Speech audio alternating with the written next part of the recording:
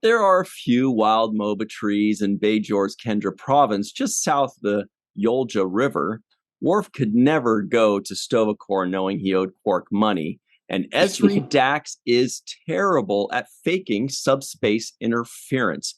Hello, everybody, and welcome to the Seventh Rule with Sirach Lofton.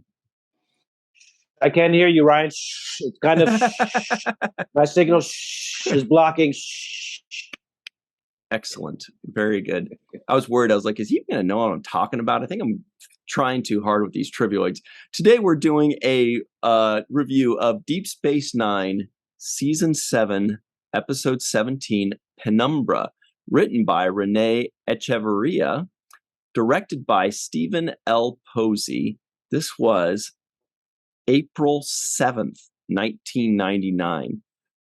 When I was writing down April 7th, 1999, it gave me like a little lump in my throat, like, you guys, this is the end. This is April of the final season. How are you today, Sirach? I'm starting to get sad. Yeah, it's getting sad. That finish line is creeping up on us. Yeah, and it's crazy because I've fallen in love with so many of the characters that it's sad to have to say goodbye to the world of Deep Space Nine, kind of imminently approaching.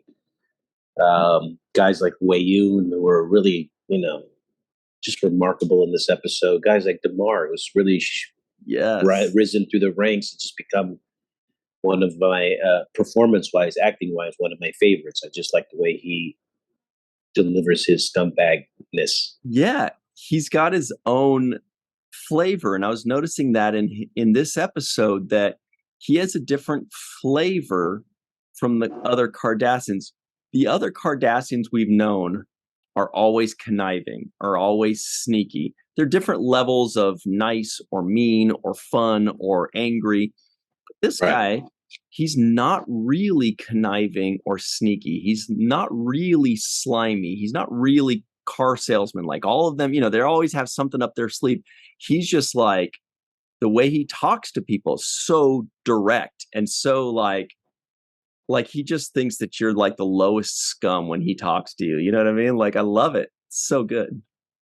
Yeah, and the fact that he has to take orders from somebody that you can tell that's just like, he's like that employee at work that just hates everybody and you know what I mean? It's just like, just mopes around. He's good at what he does, but he also is not good at his people skills or personality wise. There's always a coworker like that. Mm-hmm. And he's kind of that self-motivated person that just he has an interest, mostly power, which he gets to reap the benefits of through this subservient way. So it's kind of it's a double-edged sword for him, because on one hand he gets to be the boss and have power. On the other hand, he has to take orders from somebody he despises in order to get that power. Wait a minute. So, what are we doing? We got to talk about Dukat and Damar and Wei-Yun and all this, but the elephant in the room, I totally forgot. I want to know what your reaction is to Worf and Esri hooking up. Did you see that coming at all, or were you like, what? Yeah, where the hell did this come from? I saw it coming. It was inevitable. Because they played it so hard the other way, mm-hmm. that I knew they were setting me up. Because it was just he was too irresistible. Grumpy. No, he was too grumpy about her presence, and the kind of feelings that he had for Dax. He would still have some kind of connection with her because she has all those memories that they share together. So there's no way that I was really surprised by this, nor did I buy the fact that he was going to stay mad at her for too long. I did like the way it went down, because one thing that I do know that we've seen established about Worf's character is that he likes an aggressive woman who's a fighter. That's one of the things that Jadzia was appealed to him about Jadzia, because she knew how to, fling that Klingon sword around, and that batleth, and she had her batleth game, and she was a fierce woman who would, fight him and challenge him in a fight. And I thought that when Esri, in this case, decided that she had enough of Worf and was going to slap him, that was the trigger of, oh, she's a fighter. I like that. I Yeah. remember that. Do you think he kind of went easy on her though? Because all she had was like a stiff neck, and that was kind of the end of it. Whereas before, he and Jadzia were going into the infirmary with broken bones and all this stuff, and she was like, "Oh, Yeah. you pulled my neck, Tiger," and he's like, "You just wait." Yeah. She's also more petite than Jadzia, so I'm sure he had to take it easy on her. But um, there was a moment where she challenged Worf in her. What did she say just before she was about to slap him? There was a moment where she was like, "Oh, just shut up," or something. She said something that was like really aggressive, and I was like, "Whoa, Nicole's got those chops right there," because she turned on a level of fierce in that performance in that scene. Oh, that's what it was. She called him a coward. Yeah, yeah. The way she said it, though, Ooh, the way yeah, she said it wasn't just that she said, "You're a coward." She said it, and it stung. Like I was like, mm, "Ooh," like it yeah. really stuck. And so he called her. Who knows what he called her? It was in Klingon, but he called her something. Yeah, a Slovak or something Slovak or something. I was like, Yeah, I'm pretty sure that means slut or something. that's what I put. That's literally what I put in my notes was slut. I don't know why, but it's just because it started with an SL, and Yeah, her reaction. It just made. I was like, "Ooh, Worf called her a slut." yeah, yeah, So who knows what he did call her, but that's what it. That's what it felt like. And then she took a yeah, swing at him, and of course, because anytime somebody swings at you, that turns into a makeout session, and so the rest is history. yeah. That's how my makeout session started. Yeah, Insulting each no, other and punching each yeah, other. yeah, right before a slap. No, I kind of I wasn't surprised by this because they had unfinished business. They had to kind of hash this out because obviously they got so much history together. And I thought that I just like her comebacks for Worf. She really held her own in this scene. I thought Esri was good at holding herself and just holding her own. There was a moment when she was like, "Oh, I thought we weren't going to talk about that." Yeah. She kind of she gave him the business in that in the argument department, Yeah. and Worf was getting a little frustrated by that. Yeah. It was an interesting dynamic because Worf and Jadzia were like equals. They're very similar in rank, very similar in role, you know, similar in fighting skill. They were like eye to eye in a lot of ways and well matched. And then you've got this Esri that is not, first of all, in stature, she's much shorter than Jadzia was. She's a lot younger. She has a lower rank. She has less experience. She's not a fighter. You know what I mean? It's a totally different thing. So for Worf, there's probably this frustration of why Jadzia could challenge me, but who is this girl, this 19-year-old or whatever she is, 5'1" Hmm. girl, stepping up to me and challenging me as if she's Jadzia, you know and Uh, that was part of his frustration, but I'm sure that was also part of what led to what ended up happening. Was at some point he is going to have to accept her for who she is and as another person, not look down at her or thumb his nose at her or roll his eyes. He's going to have to address her like, a peer in a lot of ways. yeah. And what she did show, maybe she's not a fighter or she's not exactly what Jadzia was. But what she did show was that she, number one, cares for and loves Worf.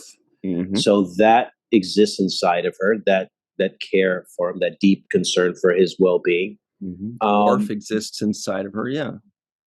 and the other thing that is important to her is I thought she showed courage because she went Mm-hmm. by herself, right? And she said, "I'm going to go on my own.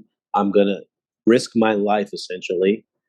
And that courage is something that reminds me of what Jadzia Yeah. used to show a lot of, just that courage. So she is a tough person in her own way. And I like the way that she exuded her toughness throughout this episode, showing the courage to go out there, coming up with the plan to just let herself flow in the current of the plasma field or whatever it was. Um, to me, that just showed bravery, courage, and also there was a scene with her and Cisco, which showed Cisco's faith in her. Where uh, she pretended that the whole interference garbage that she was acting like she couldn't hear the communication.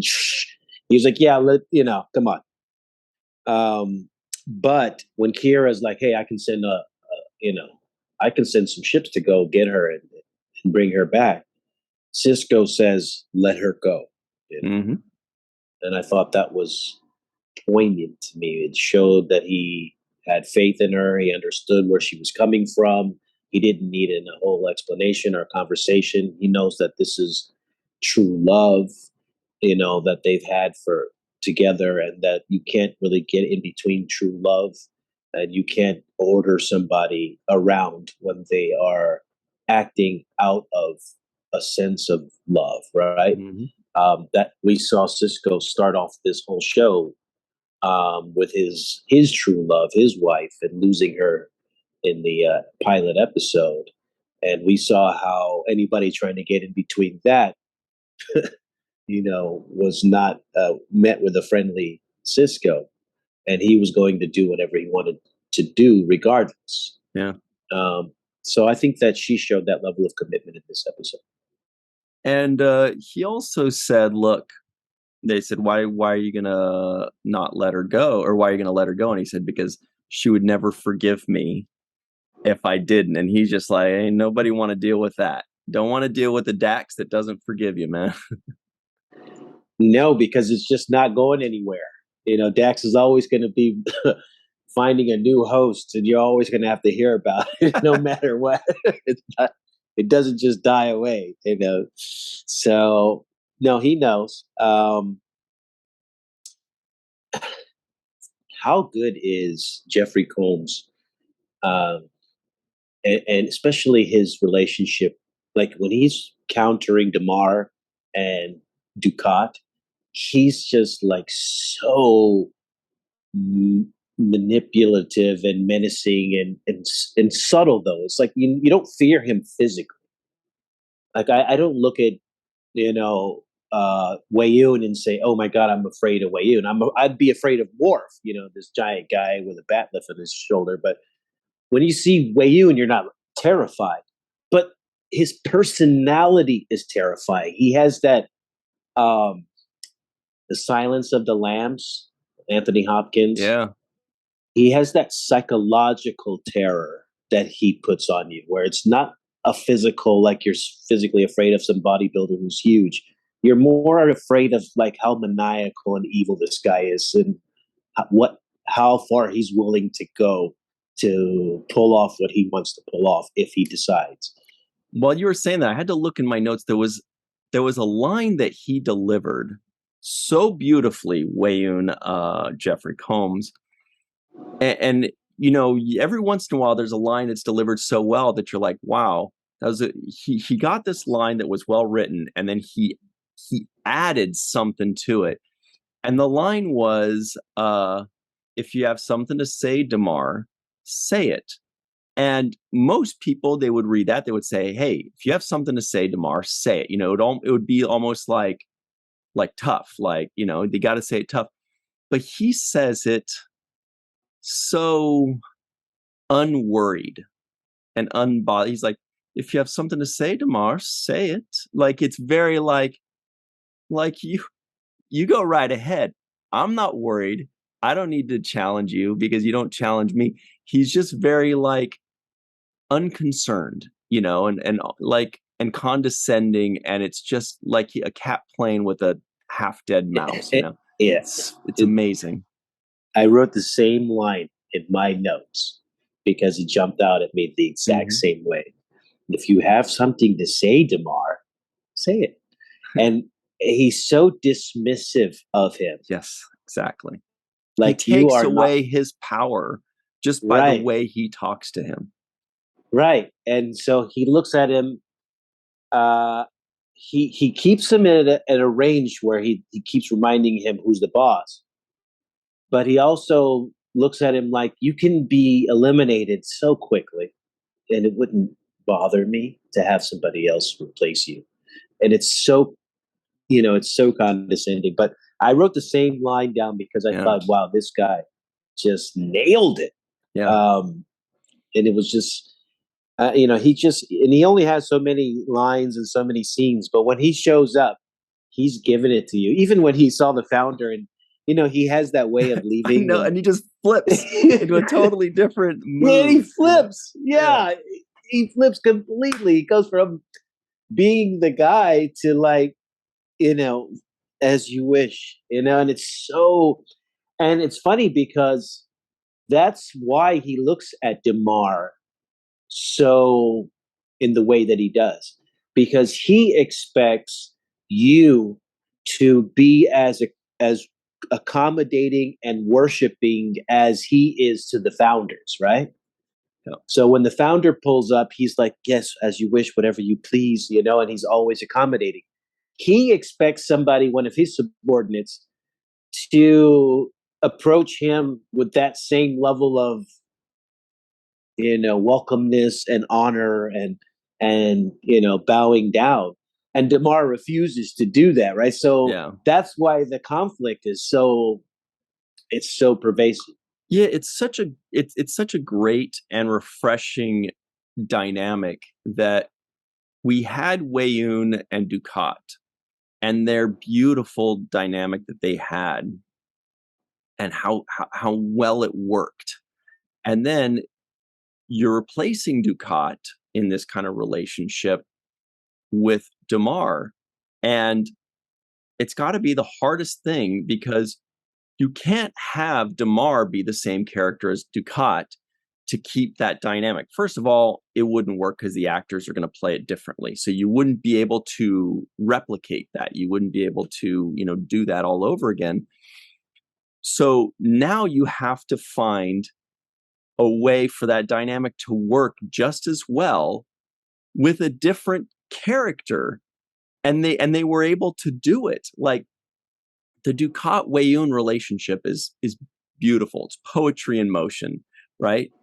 And then they replaced it with Damar and Wayun. And this relationship, this push and pull and this tug of war works equally well to me, but it's a different relationship. It's a different feel and a different, uh a different dynamic there. And big kudos to the writers, the directors, and of course the actors that made this work so well. Yeah, and they're like you said about the differences in personality. When I look at Yeah. Ducat, I think of somebody who is clever, but also thinks they are charming, right? Okay. When what Ducat is the most charming Well, guy ever. if you, yeah, from his own perspective, yes, Yeah. you know, Just ask him. he, he's charming himself. But the person on the receiving end is usually disgusted by it. But regardless, he's clever. Um, and you see him as an intelligent kind of chess playing type of person who's, really good at manipulation, right? Through the charm. He uses that to part of his manipulative tactics. But you also look at him as a clever person. I don't see Ducat and think, oh, he's an idiot. He doesn't know what the hell he's doing. I'm very convinced he knows what he's doing, and he's very calculated. With Demar, you kind of look at him like, how like a hammer that's just looking for a nail. Yep. He's more of a blunt force type of guy. You don't look at his intelligence really. You look at him more of like an opportunist, but not Right. as an intelligent kind of clever, Mhm. chess Schemer. player. Yeah, schemer trying to win the game. Totally. It seems almost like Ducat is a little bit more cerebral, and Damar is more of a mood or a personality. He's just like he's a soldier through and through, and he's just Yes. like, hey, whatever it takes, I don't care. But one day I'm gonna kill you. One day he's Exactly. just like, I cannot wait to kill this little freaking rat. Like he just looks at Wei Yun like every word that comes out of Wei Yun's mouth, Damar's going, all right, that's just that much more. I'm going to enjoy it when I rip your head off one of these days. Like all he's doing is planning killing Wei Yun. And Wei Yun's just like, Wei Yun's like, I'm not touching you. You're never going to kill me. You're never going to. Oh, it's so good. um, they also had a great back and forth there.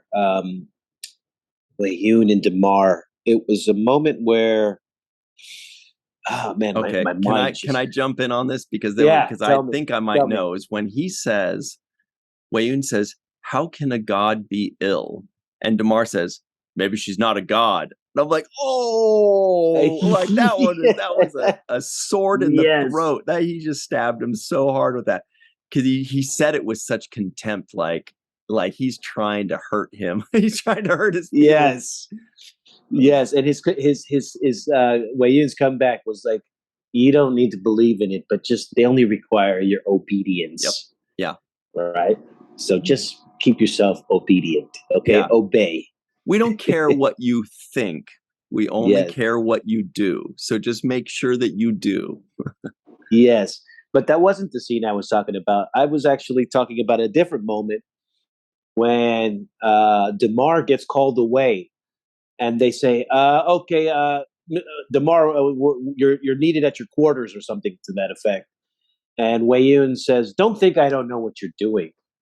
And Oh you yeah. see, Yeah, that's great. the moment it froze Demar in his tracks, and he's looking like, He's like, "You're even more foolish than Ducat." And Demar, and we're all thinking like, "Oh shit, he knows." And he's like, with the ladies, he's like, "Oh yeah, the ladies, huh? You got me." "You got Okay. guilty as charged." Yeah, that's what he said. Yeah. Yeah. We do have to jump to our break real quick. So let's hop on that. And then when we come back, there are more shocking moments in this, like Ducat. Yeah. What? Yeah. We'll be right Yeah. back. I We'll be couldn't right believe it. back. Everybody's waiting with bated breath to know your reaction about Ducat the Bajorn. We'll be right back on the seventh rule.